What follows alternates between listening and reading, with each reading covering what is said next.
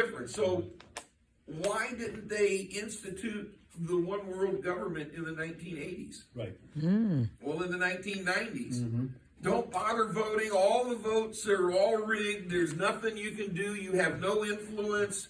Anything you think that you're doing is just you're just misled. You're just not understanding that everything's arranged. They're all set. Everything's in place. So why didn't they bring in the New World Order in the 1990s and in the 2000s and the 2010s?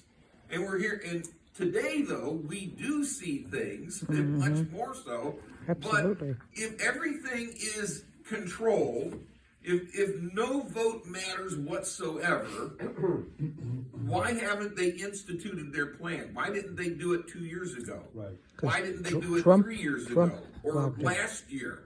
What are they waiting on? Well, the reason they did not do it a few years back is because Donald Trump got That's elected. right. That's right.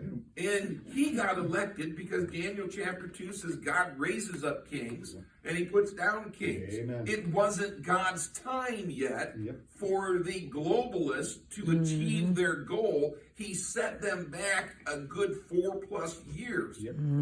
If the fix was in, and it didn't matter, Hillary Clinton would have been president, Yep. and we would have already been in the global New World Order today. But we're not.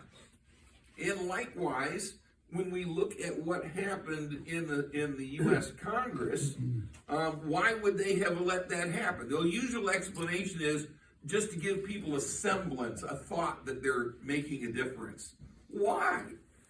If they control everything, why even care about whether we think we're making an influence?